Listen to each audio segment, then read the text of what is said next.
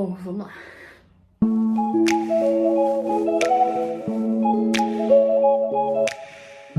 Já faz muito tempo que eu tô querendo gravar esse vídeo.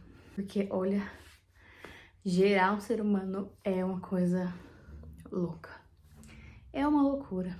Então eu queria compartilhar aqui com vocês um pouquinho de como foi, de como está sendo a minha gestação. Nós descobrimos a gestação na Páscoa, no sábado, né? No sábado antes do domingo de Páscoa. E pra mim foi muito significativo, porque é o feriado cristão, assim, que eu mais me sensibilizo, mais me sinto sensível, assim. Parece que eu até já sabia, né?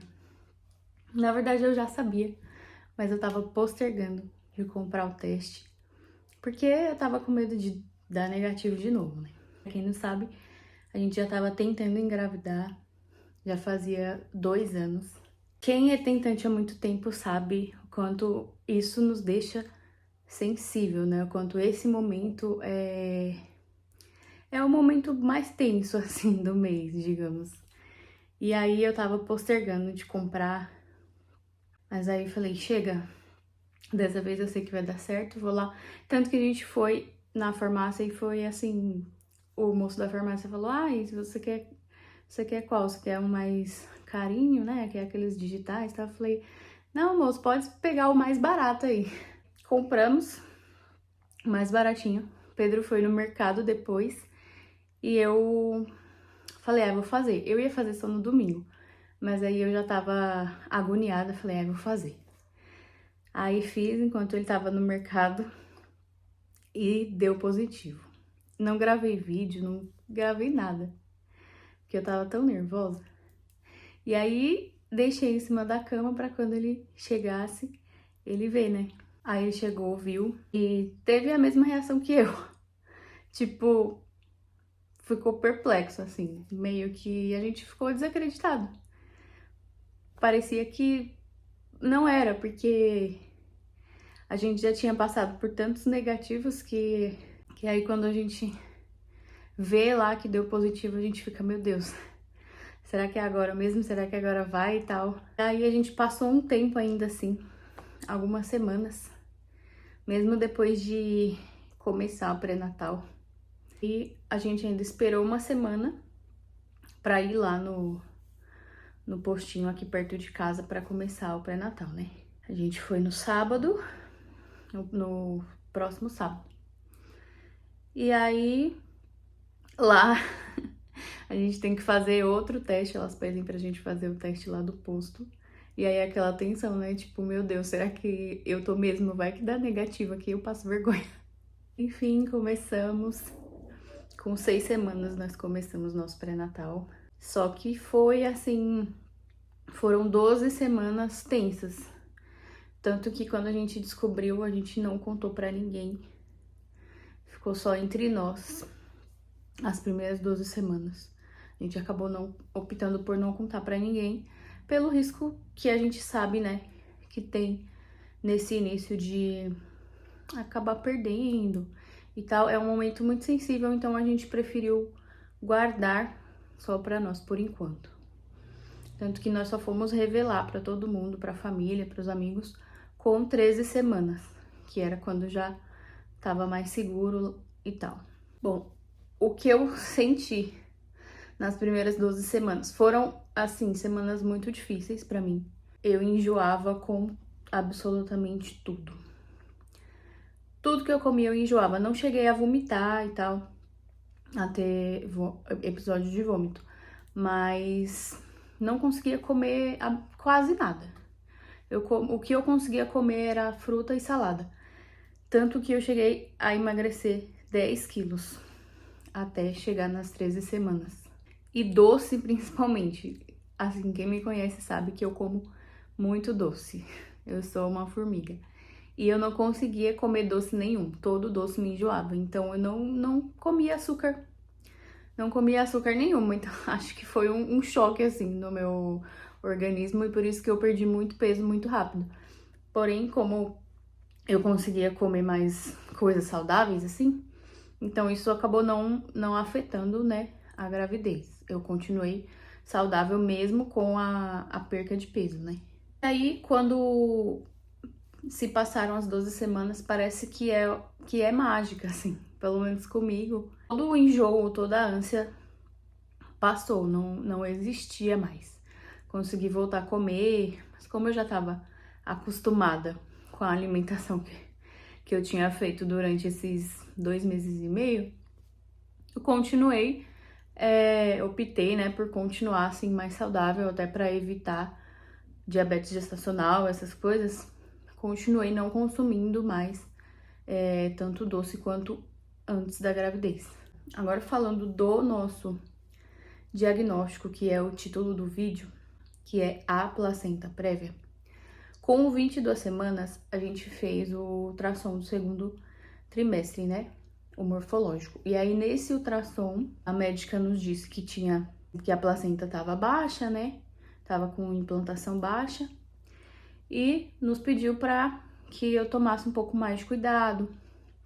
Então, eu tive que parar de fazer academia. Falou para eu fazer só umas caminhadas leves, se eu quisesse continuar fazendo algum tipo de exercício. E tomar um pouquinho mais de cuidado. Porém, que como ainda estava muito no início, essa placenta poderia subir ainda e tal. Então, a gente acabou não ficando tão preocupado, né? Seguimos as recomendações dela e seguimos a vida. O segundo trimestre para mim foi o trimestre mais tranquilo de todos. E acho que para a maioria das mulheres também né? Quando a nossa gravidez não é de risco, assim. Tinha dia que eu falava, nossa, eu nem me sinto grávida, porque eu não enjoava, não passava mal, não tinha aquele peso ainda, aquela falta de ar, né? Porque o bebê ainda não tá muito grande. Então foi muito, muito, muito tranquilo. Nosso plano inicialmente era ter a Maria na Casa Ângela. Para quem não conhece, é uma casa de parto aqui em São Paulo. E aí a gente tava esperando só dar o tempo para conseguir fazer a triagem lá com eles, para ver se eles iam nos aceitar, né? E para quem não sabe, para conseguir parir lá, você tem que ter uma gestação 100% saudável. Não pode fazer uso de medicamento contínuo, essas coisas. Com 28 semanas, a gente mandou todos os exames, os documentos lá para Casa Ângela, né? Fizemos a triagem, fizemos a entrevista, tudo certinho, e conseguimos a vaga lá no atendimento. Porém, tínhamos um ultrassom marcado para 30 semanas para confirmar se essa placenta teria subido ou não. Mas até aí tava tudo certo, estávamos tranquilos, seguimos nosso pré-natal do SUS normalmente e esperando, né, para ver o que ia dar essa placenta aí. E aí, nesse ultrassom de 30 semanas, foi que a gente recebeu o diagnóstico de que a minha placenta agora não estava somente baixa, ela estava prévia. No laudo saiu como prévia centro total. Para quem não sabe, é quando a placenta cobre lá o colo do útero, ou seja, ela impede que o bebê passe, né? Que ali o colo é a saída do bebê, então, como a placenta se implanta ali, ela impede que o bebê nasça de parto normal. Ou seja, a gente já não iria conseguir ter o nosso parto natural, né? Normal. A placenta prévia, para quem não sabe, é uma indicação real e incontestável de cesárea, porque não tem, né, realmente como o bebê sair ali. E quando a gente recebeu esse diagnóstico, o médico já deu todas as informações, já falou: o seu parto vai ter que ser antecipado, porque com o peso do bebê o colo pode dilatar e não pode ocorrer essa dilatação. Se houver qualquer sangramento, qualquer outra intercorrência, você tem que ir imediatamente pro hospital. Aquele alarmismo, né? Todo. Mas eles têm que falar, né? Então, já comecei o terceiro trimestre aí com uma bomba de ansiedade em cima de mim. E eu já não sou pouco ansiosa, né? Aí, dado esse diagnóstico, eu tinha que ficar de repouso.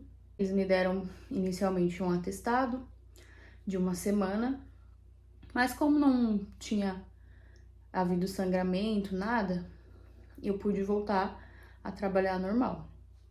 Porém, eu fiquei indo híbrido, né? Fiquei indo 2 vezes na semana para não sobrecarregar muito. E aí, fiquei fazendo esse repouso. Porém, ao mesmo tempo que a gente repousa, né? Muita coisa se passa na nossa cabeça, né? Todo dia era uma ansiedade diferente, todo dia era um medo diferente de sangrar, de acontecer alguma coisa, de eu ter que ir parar no hospital. Depois que a gente descobriu, né, que tava com esse diagnóstico, fui pesquisar tudo sobre placenta prévia. E aí, pesquisei vídeos de mulheres que tiveram gestação com esse diagnóstico, vídeos de parto, vídeos de cesárea de placenta prévia, e isso só me deixava mais ansiosa, né?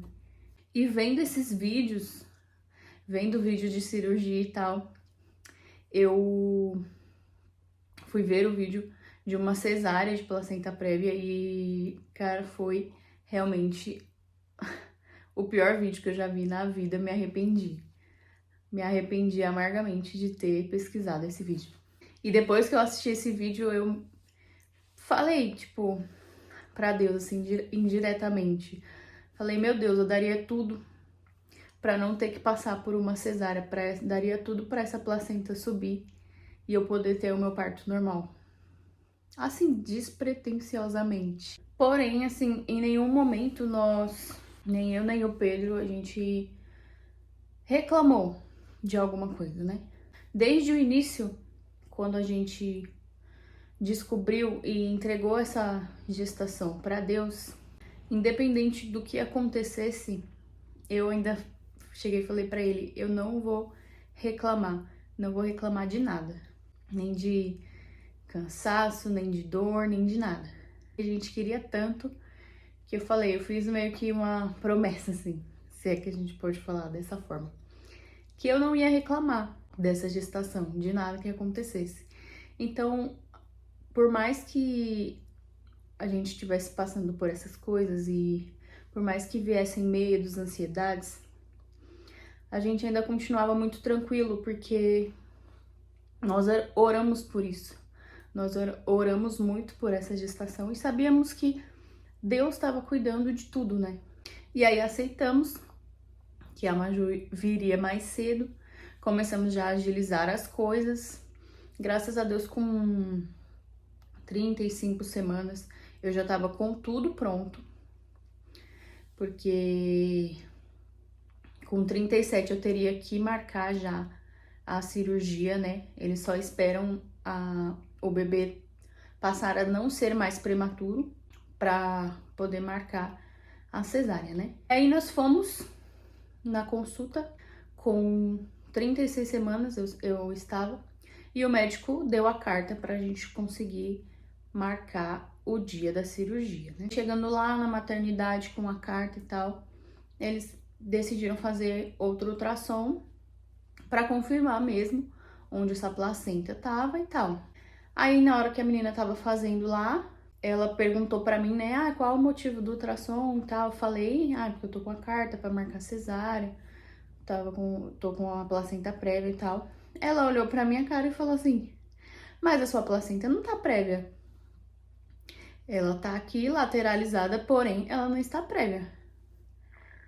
Aí eu, sem entender nada, o Pedro também sem entender nada, olhando pra minha cara, eu olhando pra cara dele, sem saber o que falar, eu falei, não, moça, olha direito aí, né, porque tá lá no laudo, tava prévia, centro total e tal, com 30 semanas, como ela teria subido, né? Ela falou, olha, pra mim não está prévia, mas nós podemos fazer um outro com outra pessoa pra confirmar. Aí, por fim, não marcaram a cirurgia. A doutora preferiu não marcar, né, por ser primeira gestação e você já ter que se submeter a uma cesariana. E aí, eu tinha já um ultrassom marcado com outra médica, que ela falou que era uma médica muito boa, pra semana seguinte, né?